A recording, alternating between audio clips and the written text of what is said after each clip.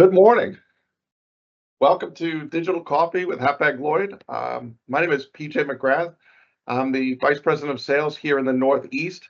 I'm super excited to be with you here today. I think I told Gladys, who invited me to this coffee in the first place, that I must have hit the lottery because it's been a little while since I've been on a digital coffee, and this is the one topic in the last couple of years that I've been so excited about that I really win that I get to be the one that presents today. So hopefully we have some good information for you about Gemini. Hopefully you enjoy the session and hopefully you learn at least something. I always say, if you're trying to present something, if you have not learned one thing, then I have failed my job as a presenter. So hopefully you come out of this presentation with something. Why are we here today? What are we talking about when we talk about Gemini? Gemini is not the run-of-the-mill change in a cooperation between lines. We've seen that many times. Hapag-Lloyd has been in different alliances over the course of the years. I don't know, every 8 to 10 years, sometimes they shake up and change a little bit with one line drops out and another line drops in. This is so far from that it really defies a proper description. If you ask me, this is the biggest change to the industry since we saw slow steaming become really popularized in 06, 07, 08. Why do I say this? I say this because we really aim to change the way that we do business in the liner shipping space. We really seek to offer customers a product that we really have not seen in probably the better part of 10, 15, 20 years. And that is a product that the customers can rely upon and a product that customers can be sure that they are getting a 90% on-time rate, which is really quite crazy when you look at the current status of the trade, which is more like a 50% gets you an attaboy and a 60% makes people really open their eyes wide. Hapag-Lloyd intends to transfer to a hub and spoke model.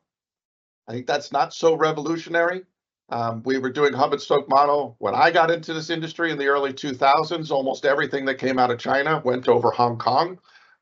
Even to this very day, large portions of Southeast Asia cargo going to Europe transfer over Singapore. So the model itself as a hub and spoke is not necessarily revolutionary. What is revolutionary is the control that we aim to take over the operation. And that control comes by a dual partnership with Maersk, both lines having an equal say in the product and both lines having an equal say in the operations, fully owned mainline vessels by the two lines, fully owned shuttle vessels by the two lines, and for the most part, the chosen hubs that we have are all assigned and owned by either Hapag-Lloyd or Maersk. That gives us a level of control that allows us to operate a hub and spoke model in a way that it has never really been done before. It also gives us a chance, the hub and spoke itself gives us a chance to compartmentalize the different parts of the supply chain, where we won't see one individual port maybe mess up the supply chain for weeks because of a long delay. Those delays, when they get separated, somehow get compartmentalized, and we can isolate the problems to a local area.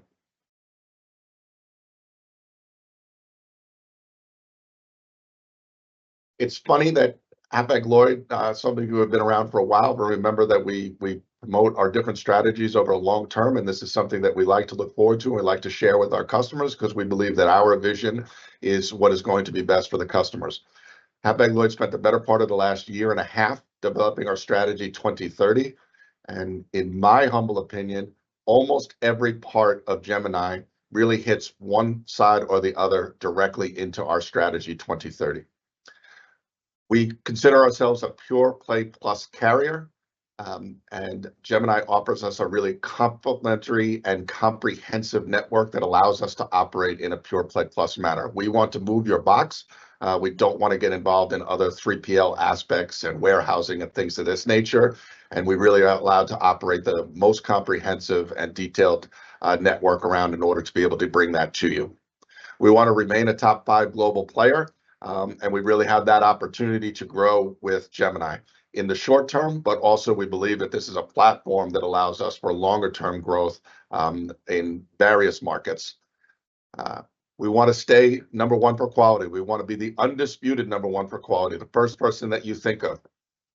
I think when I think of number 1 for quality, you can't call yourself number 1 for quality and maintain a 70% on-time ratio, much less the 50% that we see today. So our ability to bring you a 90% on-time ratio really helps propel us into that #1 per quality on top of the other back-end things that we do as Hapag-Lloyd. Better use of our assets and partnering up with somebody that really thinks of operations and sustainability in the same way we do is really helps us move forward against our sustainability goals. And being a top performer is really a combination of all 4 of these. So everything that you see as part of Hapag-Lloyd Strategy 2030 really comes out and allows us to kind of accelerate, Gemini allows us to accelerate all of those strategy points. This is what our network looks like. You can see certainly comprehensive is a word that comes to mind. I used to call this the airline chart when you see the lines all over the place, but really interesting to look at the main locations, and it really comes across how important the East-West is to us and how comprehensive this is with the number of services that you see across the world, across the globe. Gemini Cooperation is an integral part of what we're trying to do. It is a support of the Hapag-Lloyd overall network, but it is handling a large portion of our capacity. As with many lines, the East-West trades are really where the bulk of the volume goes, and then there are some supplementary things that are equally important that you can see on the next slide that allows us to offer a true global product. And that's when you look at this, when you say you have some trades like Africa or our Latin America trades, our intra-regional trades in Europe and Asia, or even Oceania. And it's not to say that these trades are less important than Gemini. They are really critical to the success of Hapag-Lloyd and critical to the success of our customers. But we think that Gemini operates best with a certain density of cargo, and we can get that density more easily in the East-West trades. Whereas we have to be a little bit more nimble and a little bit more flexible sometimes in some of the trades like in Africa or in Oceania, a little bit of a niche type of trade. So what does Gemini bring to you? Gemini brings reliability, Gemini brings connectivity, and Gemini brings sustainability. Those are the big 3, or what we would call our pillars that we're trying to achieve as part of Gemini. Let's look at them individually. Reliability. I think our punctuality promise is the #1 portion of the reliability that we want to impress upon all of our customers. We want to be on time.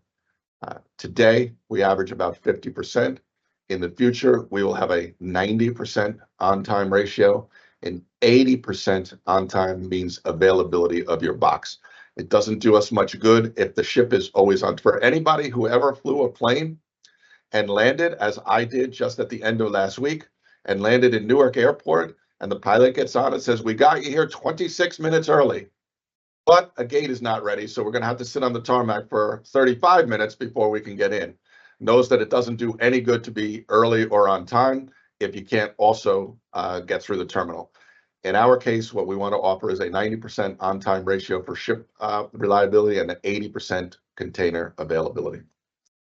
And we think we achieve this reliability with the robust network, the simplicity that we have added into the system, and keeping a balanced partnership with us and Maersk.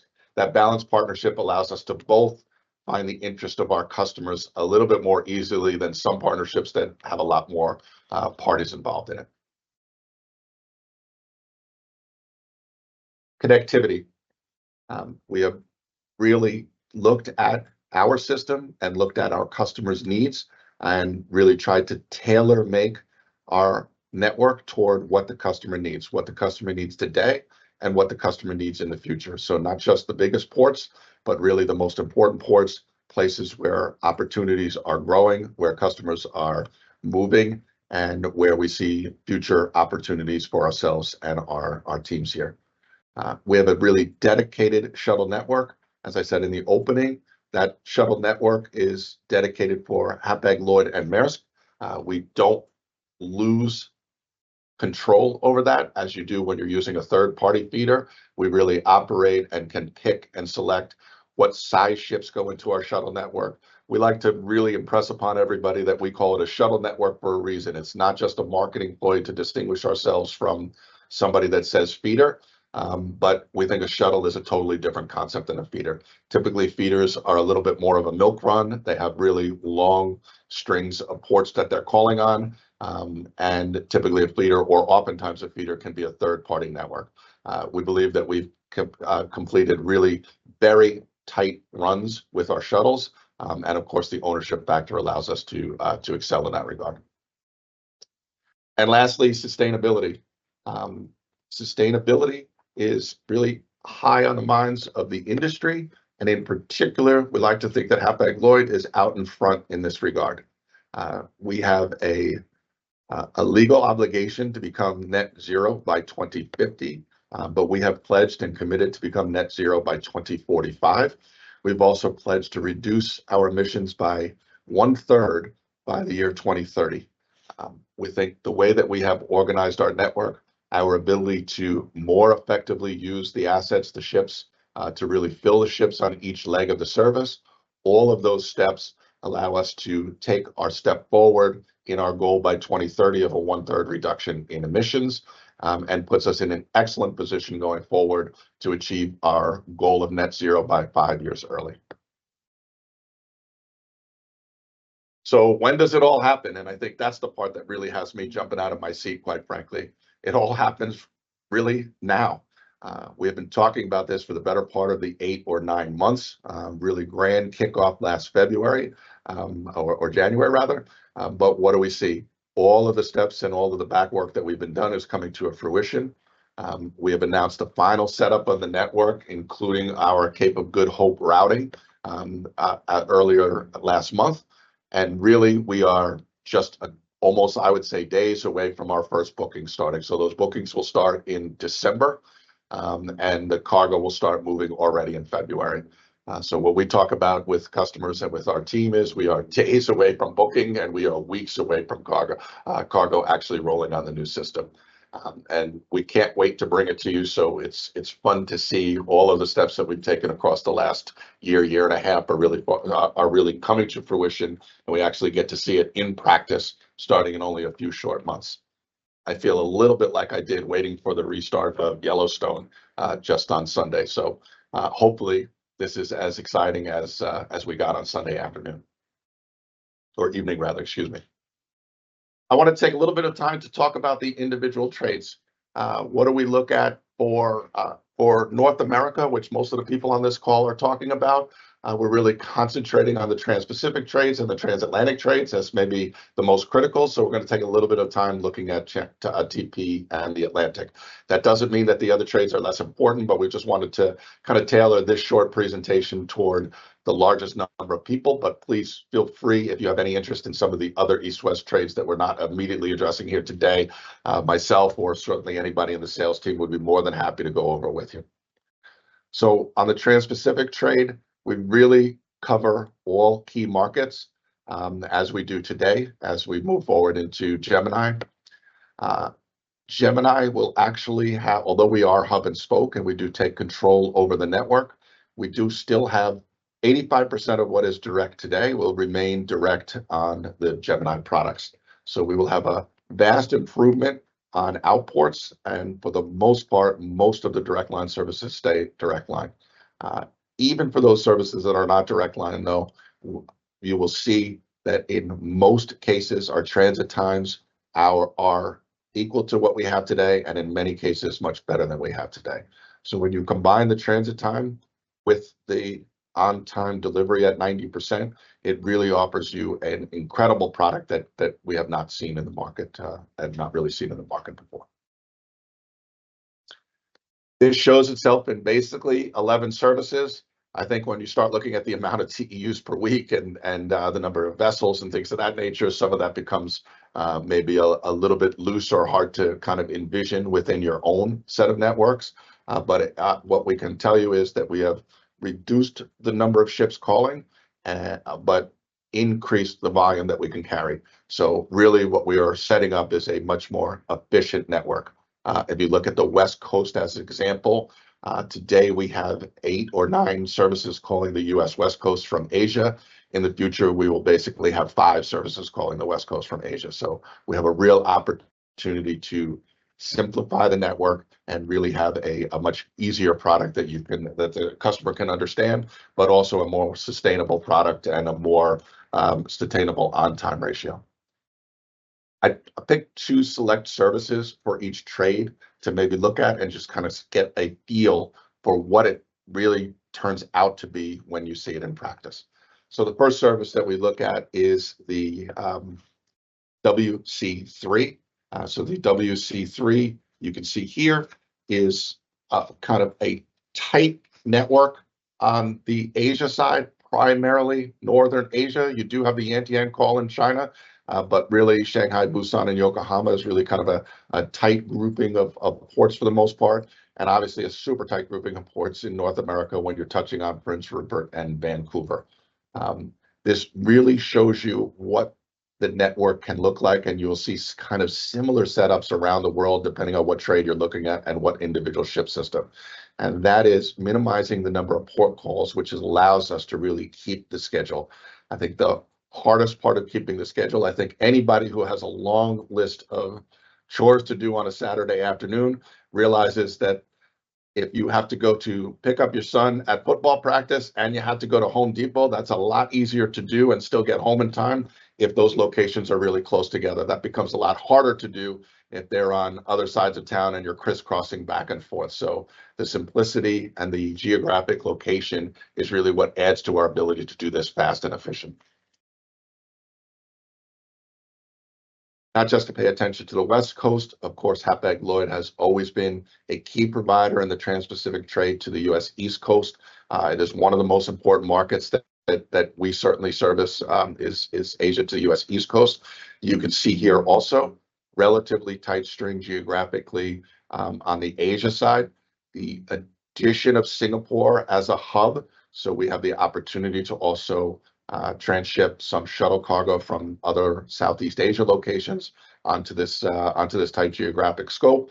Coming across, we do touch on Mexico, which is a key market for us, but also allows really good connections over land into the U.S. Midwest and things like that. You will all know that we have a very robust network over Canada, and we're really developing an equally robust network over Lázaro Cárdenas coming in through Mexico.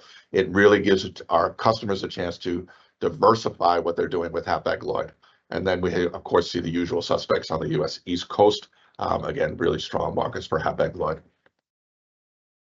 That's what we look at on the TP. So what do we look at on the Atlantic side? On the Atlantic side, we really maintain full coverage. And when Hapag-Lloyd talks about full coverage in the transatlantic, we really want to be competitive and we really want to be best in class on all of the scopes of Europe to North America. And why I stress the phrasing all of the scopes Europe to North America is really critical to us on the European side, that we are equally strong out of the Mediterranean as we are out of North Europe. It's also equally critical to us on the North America side that we have excellent options into Canada, into the US, and into Mexico. The transatlantic trade cannot really be isolated to North Europe just to the USA. And there is major markets going into Canada and Mexico and major markets coming out of the Mediterranean and North. And we really want to make sure that we crisscross all of those and offer the optimal service to our customers. Here's your kind of listing of services, which I said really can almost be a little bit bragging, and maybe you lose yourself in this, but you can tell from an Atlantic side, really the dots are telling you really full coverage that you can see, and obviously a large number of vessels and a large number of services calling primarily to the East Coast along here. 2 services, the first of the 2 services that I offer for you today to just take a little bit of a closer look at. First off is the AL1. Really, I look at this as kind of a really traditional North Europe, North Atlantic coast to North America. A couple of the unique parts of it is certainly we have Wilhelmshaven, which is a deep water port in North Europe, which is exciting for us to really become a little bit bigger player in. Excellent connections to the European hinterland. This also serves as a perfect Baltic hub for us. So we've really kind of addressed two big issues, being deep water in North Europe and a hub opportunity up in the Baltic with this service. It is going to be our prime Central Europe service, I would say. And then again, a tight mix in the northern portion of the North Atlantic, including Canada and including New York, Philadelphia, and Baltimore. Now, we never want to forget our friends in Canada. This has been a strong market for Hapag-Lloyd for dozens and dozens of years, and we maintain our reliance and our focus on the Canada market. So the second Atlantic service that I wanted to bring to you today to take a closer look at is the AT1. And here you can see a little bit of a different mix when you get into the Europe side. We have an opportunity to kind of direct call France and the UK with this service. But on the US side, really, obviously only one port means that we we really look at our simplicity, and we really look at our ability to stay on time with that. So I like to tell people when we're talking about Gemini that I like to remind people that Hapag-Lloyd was in the first shipping partnership or alliance, if you will, many, many years ago, originally called the Grand Alliance. In that alliance, NYK joined us in that alliance. And we've been some way together, shape or form with NYK since that time. Why would we break up a partnership like that for so long in order to try something new? To us, it is really most important to do something. Why would we break up a partnership that we've had for so many years? Why would we promise 90% on time when today we do about 50% on time? Why would we commit to net zero 5 years earlier than we're legally required to? Why would we do all of these things? We do all these things because we have to. We have to distinguish ourselves in the industry. We have to distinguish ourselves in the markets, and we have to have an opportunity for our customers to have a service that they can rely upon. Again, I can never be number one for quality if I'm offering a service network that is giving you at best a 50% on time. We see this as a real sea change in the industry. And I said at the beginning, if you ask me, it is probably the biggest change that we've seen in about 20 years. I think slow steaming is the closest one we have to that. So this was a 20-minute teaser, if you will. I would encourage you all to do a deeper dive with your sales team, your immediate sales team. Certainly can contact me, can contact anybody in the sales team. They'd be happy to go over some specifics. Those specifics can include even mapping your current book of business, what you do today with Hapag-Lloyd, and what exactly that will look like on the new network, what ship systems you're on, what the new transit times would be, if you're on a shuttle service, how that connection works, and really walk into it.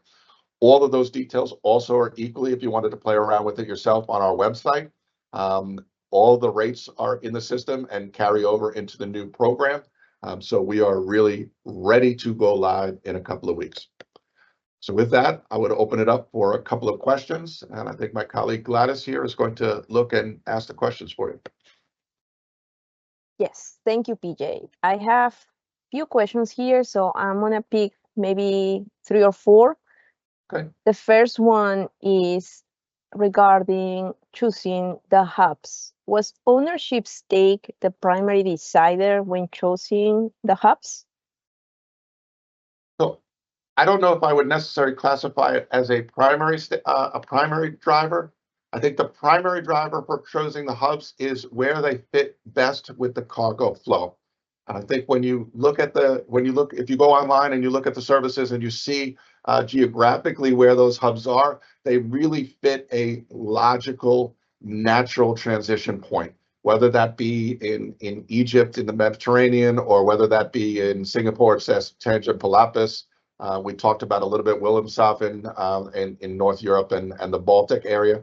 So we tried to find locations. That said, it was super important to us that we maintain an ownership stake wherever possible.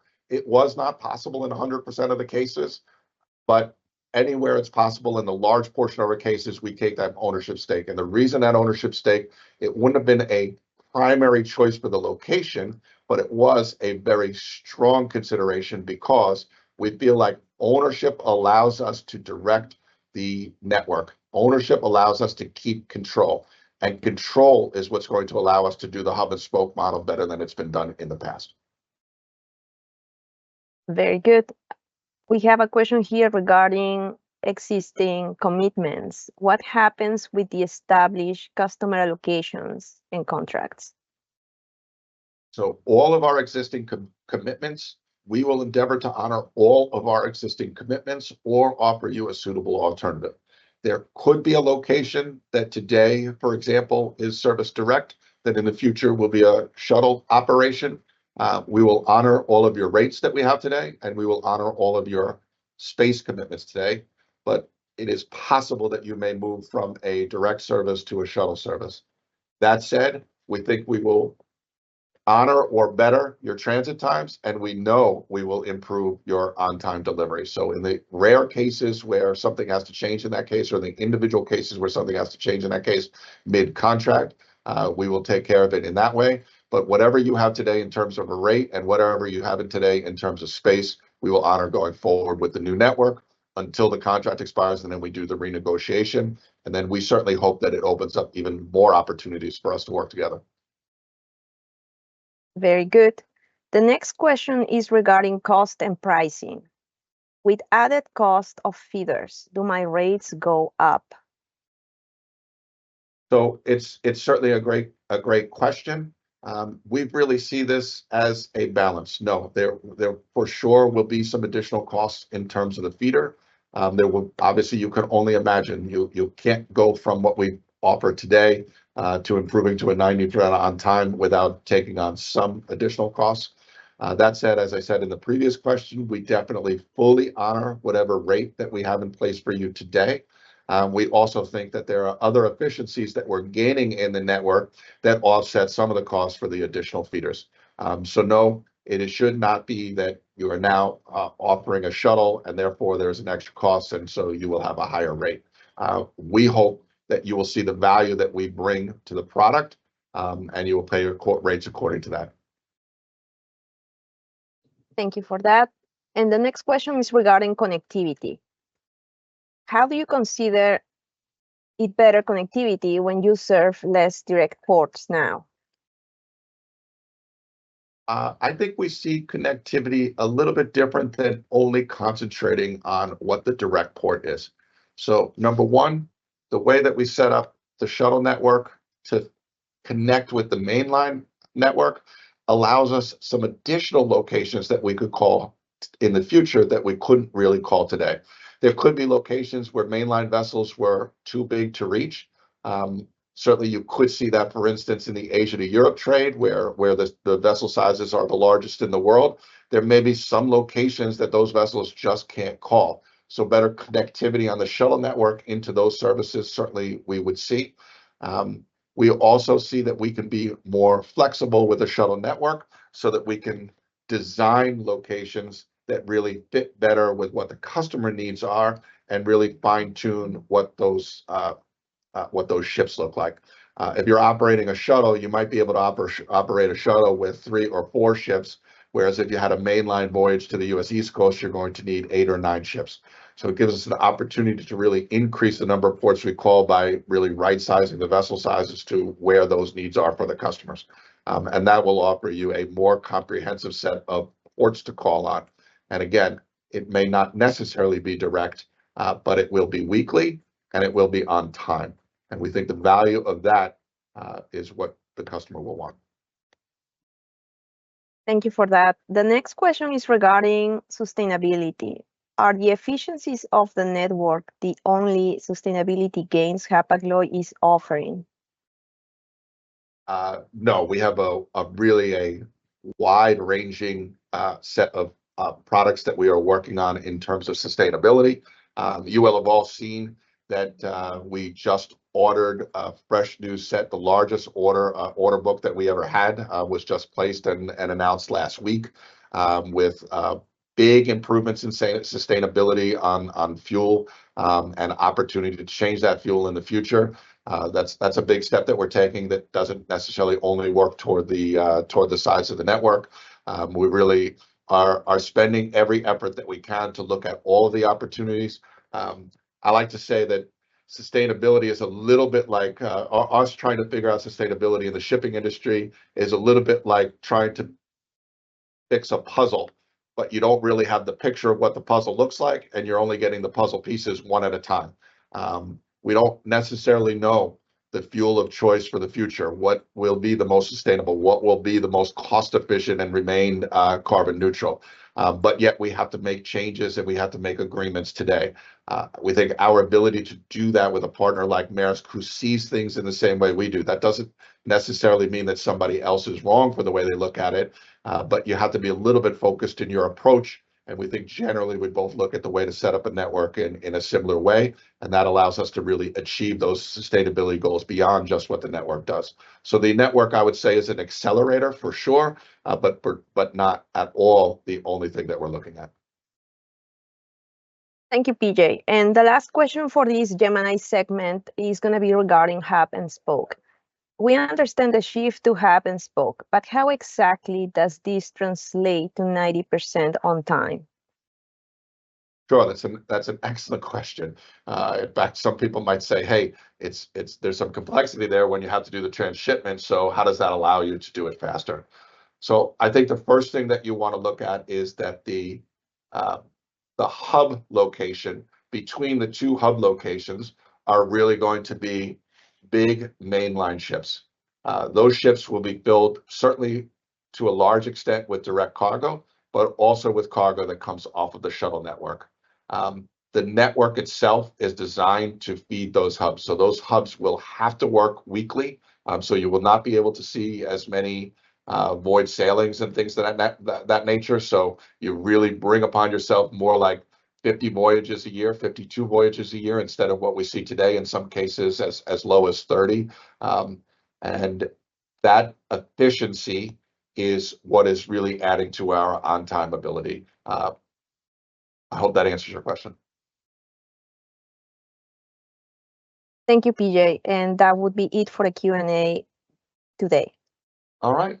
Well, Gladys, I want to thank you so much for setting this up. I want to thank you for allowing me some time. I hope for everybody, my excitement about this product comes to you.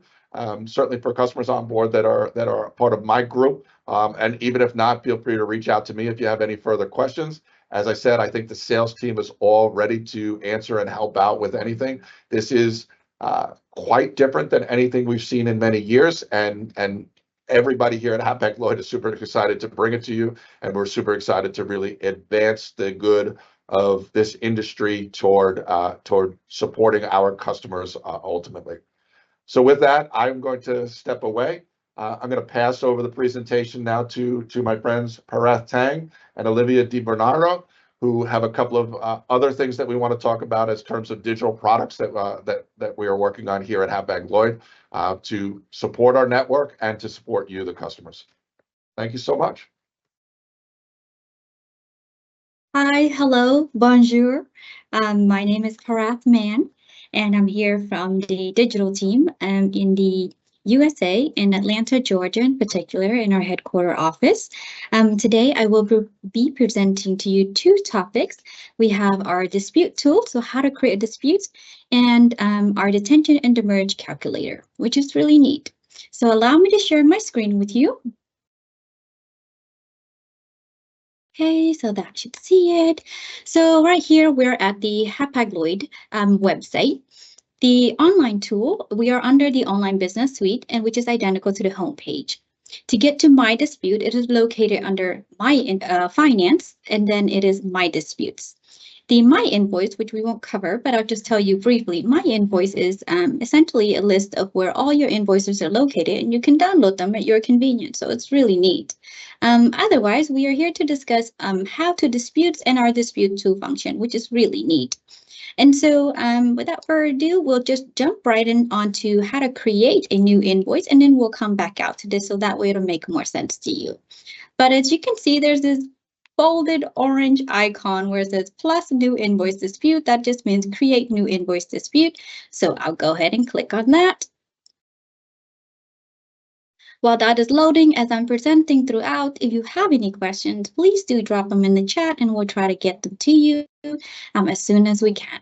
So now we are in our dispute tool. As you can see here, it's just 1, 2, 3, 4 easy steps, which I'll walk you through.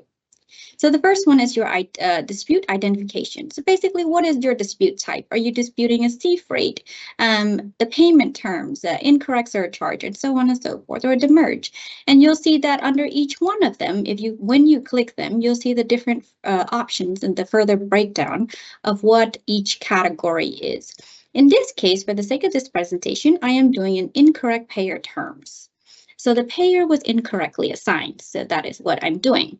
So let's say I have, 5 invoices for that case. In this case, because it's the same category and my dispute reason would be exactly the same for all 5, know that by default, the one invoice to dispute is here, and you can click Add Invoice, this gray button down here.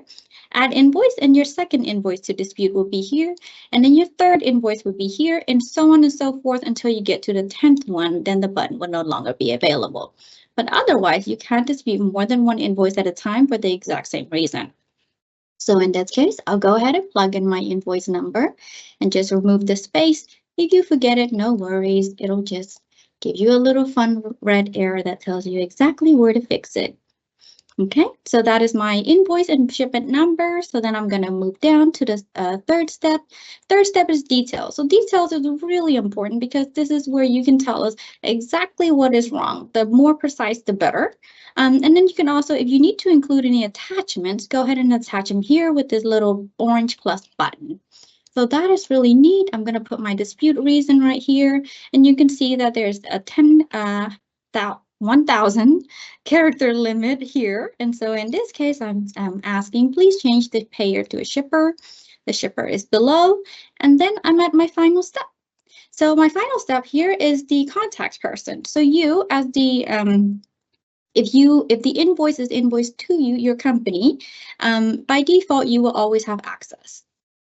And let's say it is not invoiced to you directly, and you are you wanted to help someone dispute an invoice. You can put them as a contact person, or you can put them as a contact person. And just keep in mind that if you change this to anyone else, what you are doing is you are not the invoice to party. You are forfeiting your access to that person that you now assigned as the contact. And I'll show you exactly what we mean by that. But that is how, if you need to change, go ahead and change it in your reference number that you have. And that's all it takes really to submit a dispute. And then you can go ahead and hit submit dispute button, and then you should see this confirmation here. So here it says invoice dispute acknowledgement. So thank you, your invoice has been your invoice dispute has been sent successfully with your invoice number and your dispute number. And again, so we'll see where all of this dispute is at when we go back to our main page under my disputes. So here we are back at our main page. Where you're familiar with already, as we had just saw it earlier. And so you can't possibly miss this new functionality bar that tells you all the new things that are going on, which we will, I'll show you in this presentation as well. But otherwise, up here are just your search button, right? These are your search and filter function, your dispute type, your dispute number. You can search it by invoice or booking, the status of your disputes, which are all these status here. And then the user role. So the user role, this is where I was mentioning in the dispute process, where there are 2 types of user role that can see it. The invoice payer, meaning that the invoice was invoiced to you, and the dispute contact. So that's really important. Otherwise, these are your dispute details here. You can see your dispute number, your status, the invoice number, booking reference, the invoice amount, and the date that you created the dispute.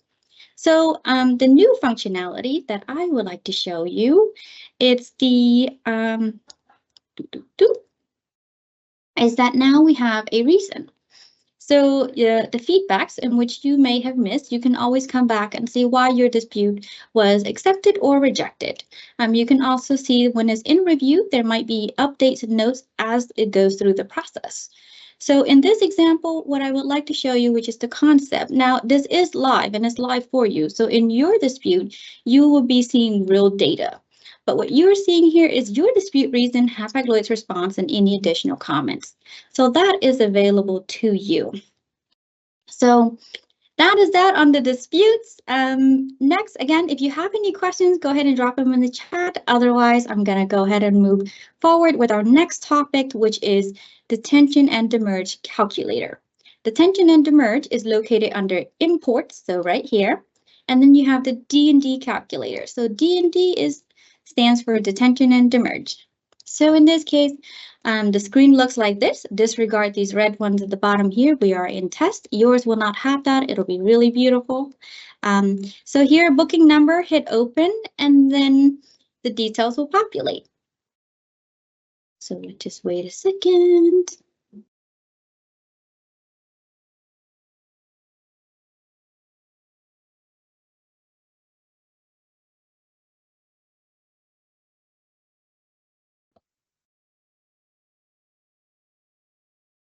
Awesome.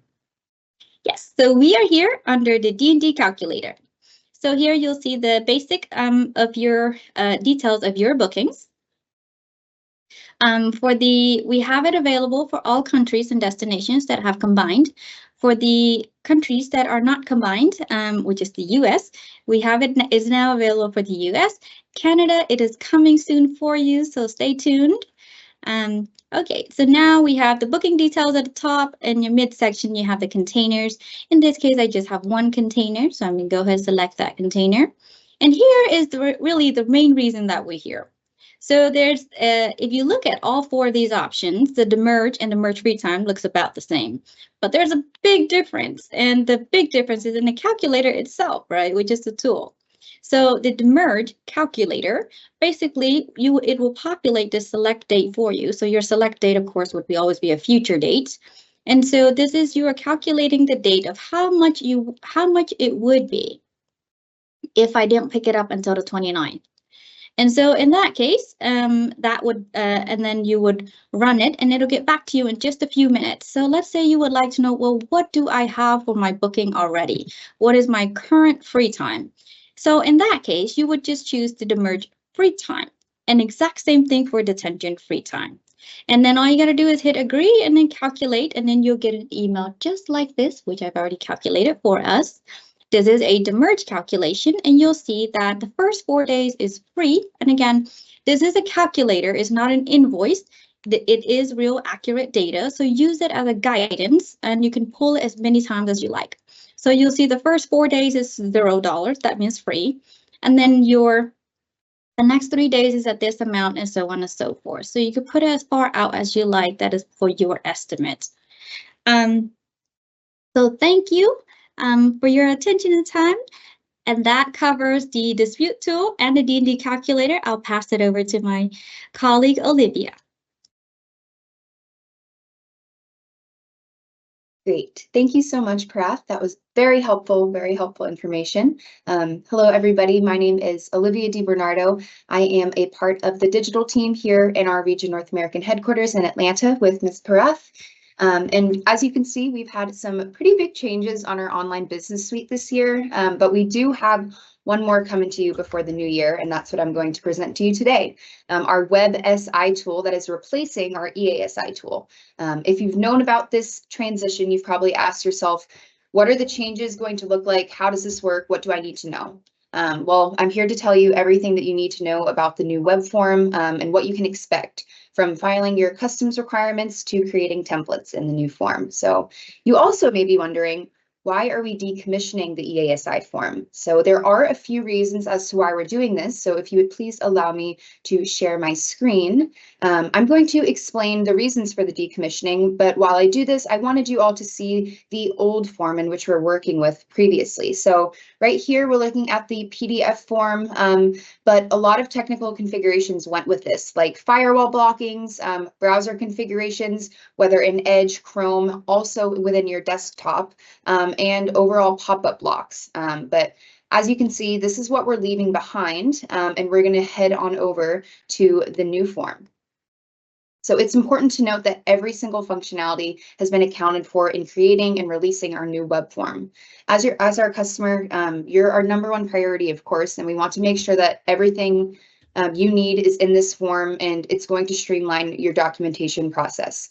And this is why we've made the change. So this new form, it's a cloud-based solution and it's full of possibilities for automation, which you'll soon see. It also connects our internal system to our internal system via API. So that provides you with more communications and options as a user. And it's a really big advantage because not only does it ensure that your information is valid, it's reliable, but it also eliminates the back and forth email exchanges that you may have experienced in the old form.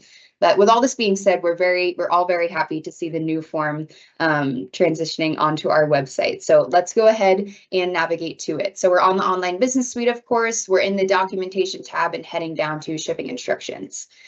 So here you're going to see that it still says EASI, but the decommissioning will take place on November 29th. So after that, you can expect to not see EASI anywhere on our website, just the new web form. So on this dashboard right here, all you're going to do is select your booking and click Use New SI to submit.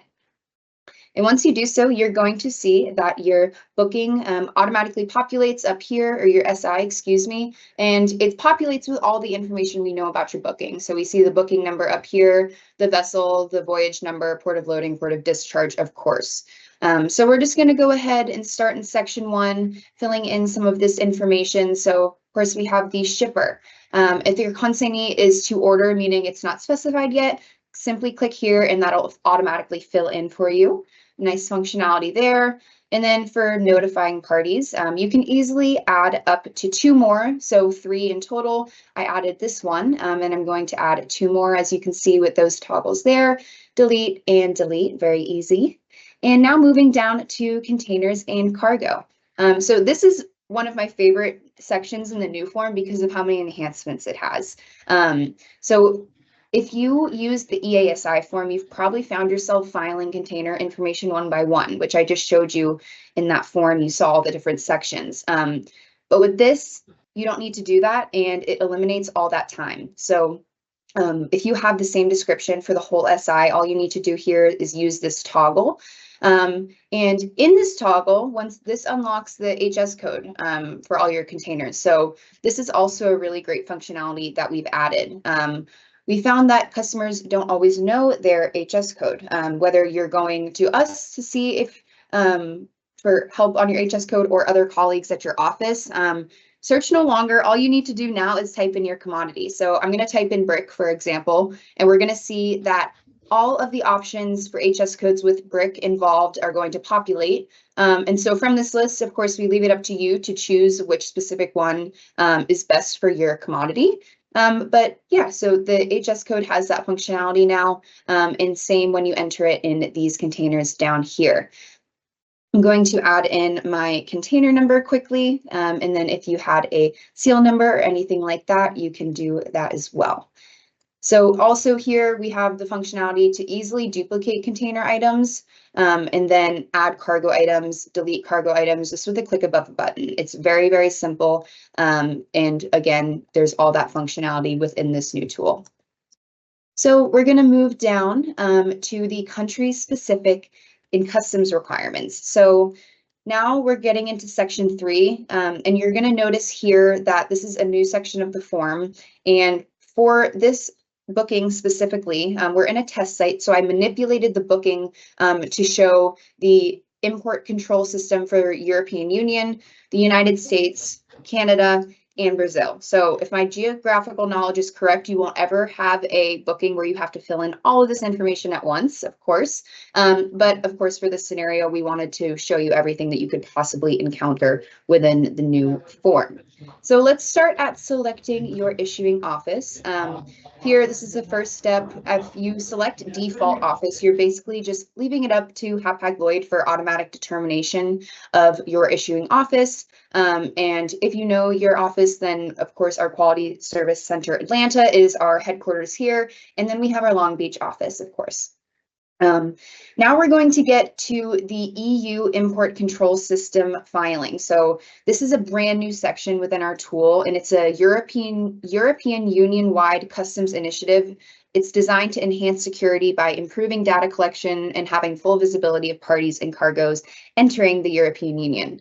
This is a mandatory requirement for any shipment bound to the European Union, and it's called the ENS, and that stands for the Entry Summary Declarations. So let's go through this a little bit. So if you're the cargo owner, even if there is no house bill, you as the customer will still need to provide the buyer and seller as additional parties, and then you're also going to be asked to advise the EOR&I number of the consignee. This field is mandatory. Now, let's say you are the cargo owner, but you are filing by supplementary declarant. You're just going to provide the self-filer number stating that the filing will be done on your own. Now, if you are the self-filer filing by supplementary declarant, you're going to need to provide this below information, including the EOR&I number of the consignee once again. And now if you're asking Hapag-Lloyd to file your house bills, you are going to be asked, this is only mandatory from December 4th, but you're also going to provide the seller and buyer information.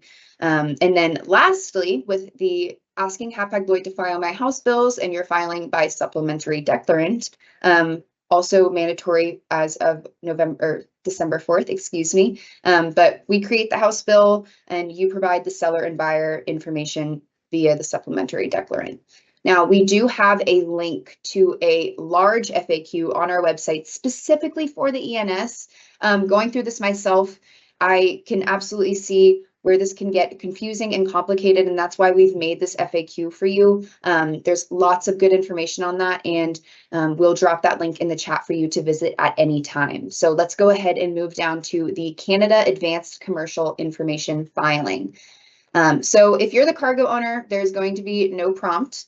Simple as that. And then if you're the self-filer, you're going to be asked for the CAN 8000 code.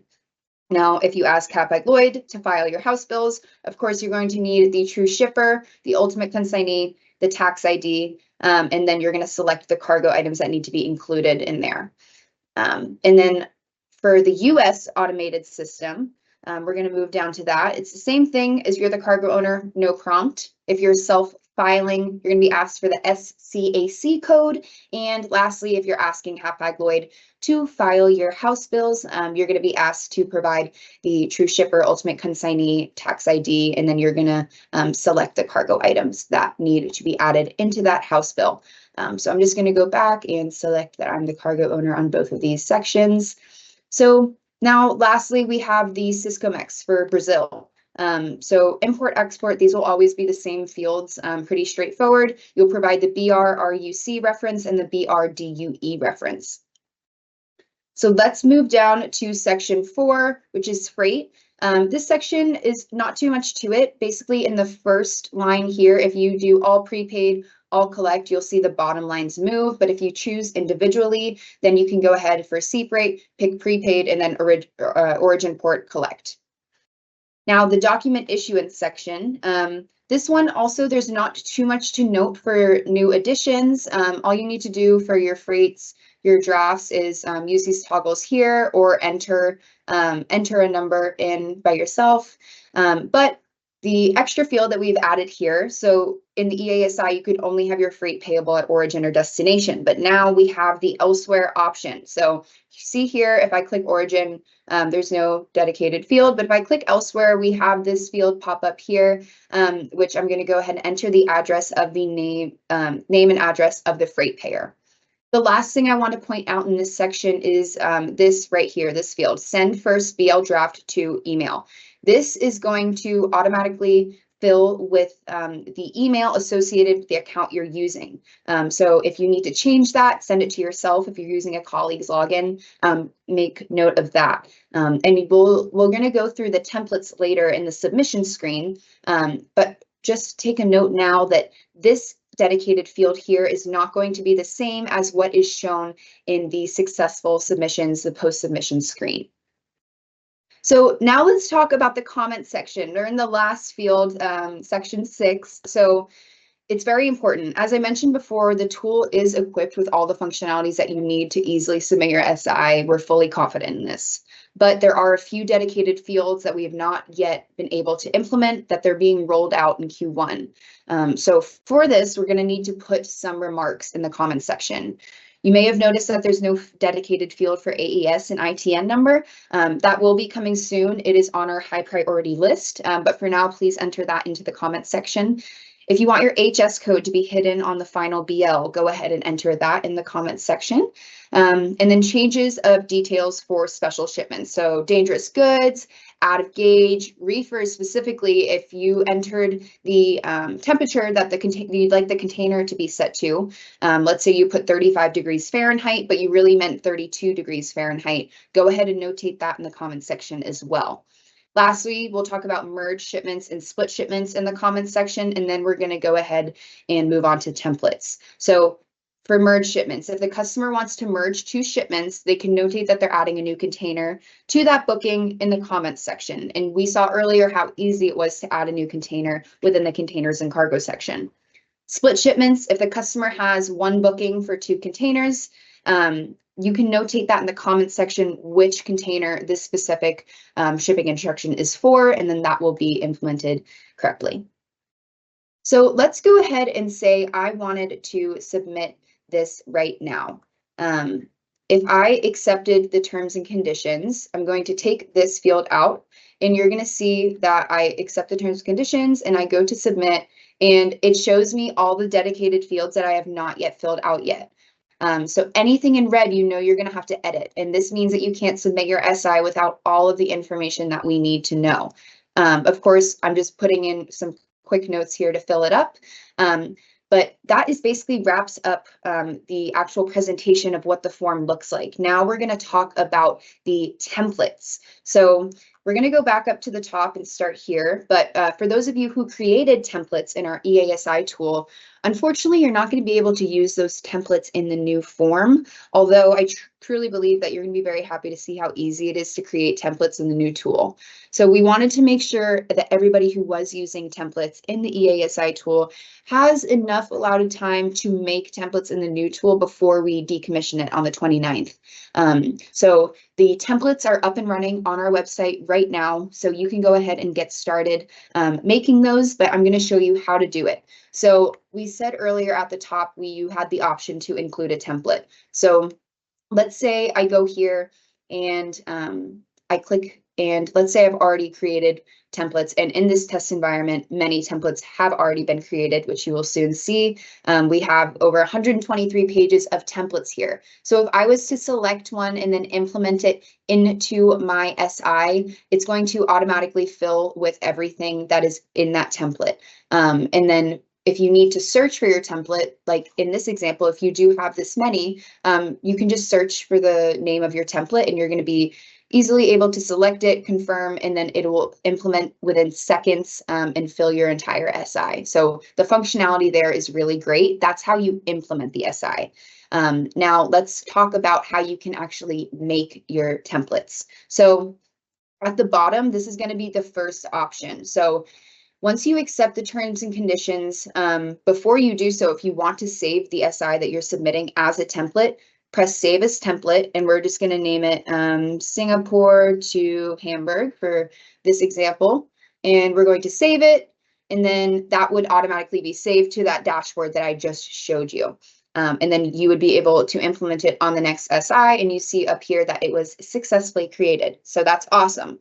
Now we're going to submit this SI, and I'm going to show you the other option to save. So let's say you did want to save the SI that you just made as a template, but before you were able to press Save as Template, or maybe you forgot, now there's another option. So there's no worries if you forget to do it on that first step.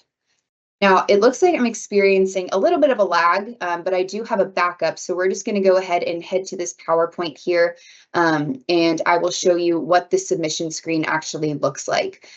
So here you're going to see on the first page that your shipping instructions were successfully submitted. You get your document details, the status, the time of submission. If you press back to shipping instructions, that'll take you back to the dashboard where you start off to do a new shipping instruction.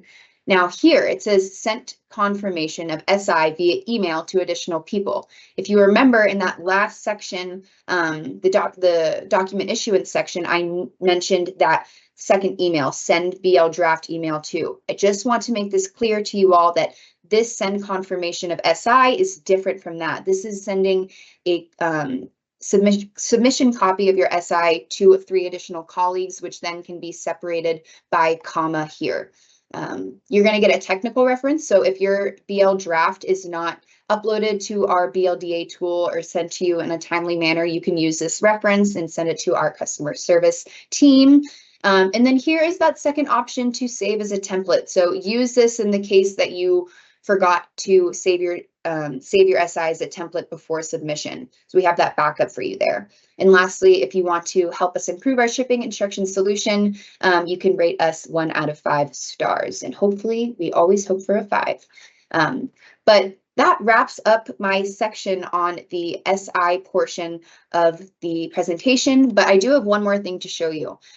So you may have found yourself in the midst of our digital tools asking for help, or you're genuinely confused. Maybe you have some new colleagues who have just joined your company and you want them to learn about the functionality of our navigator and how they can specify it for your business specifically. So we actually have the digital team. We have a online booking page. So I'm going to show you how to get to it. So we're going to go to offices and local info on our website, click North America. And luckily to our Canada friends out there, Shay and Hadi, our digital team located in Canada, they also have a booking page. So whether you click on USA or Canada, I'm going to click on USA for today's example. We both have booking pages and you are more than welcome to book a specialized session with us. So once you find the book tailored team trainings at the bottom of the screen here, we're going to see. I'm going to do that one more time. We're going to go to offices and local info, click USA, and then here we go. We should see this screen right here. So we're going to see register for digital copy, which thank you if you did, and book tailored team training. So if I click here, we're going to see our booking page load. And here you have 4 options. You can do a quick troubleshooting. It's a 15-minute call. If you have an access issue that we think we can quickly work out, discover your navigator, goes into the details of that specific tool, manage your bookings, a 45-minute session, and then lastly, manage your documentation online, another 45-minute session. We could go into SI, invoice dispute, and BLDA. So let's say I select quick troubleshooting. I am going to select November 14th, and then I can select a time. So the great thing about this, guys, is that there's no back and forth emails about when we can get together. You choose on your time, and we show up ready and prepared to solve your problem. So here I'm going to pick 10 a.m. and then I'm going to enter my first name, last name, email. And this part right here is very important. Please, please, please, if you choose to book a session with us, put a reference, put a booking number, an invoice number, or even your registration. That just ensures that, again, we show up to the call ready and we don't waste any of your time. So that wraps up our booking page. And I'd like to thank everybody on behalf of myself, Parath, PJ, and Gladys for being here today in our call. It means a lot that we're able to share everything, all the information that we shared with you today. And we look forward to seeing you next year in our next digital coffee. So Happy New Year to you all, and we'll see you next time.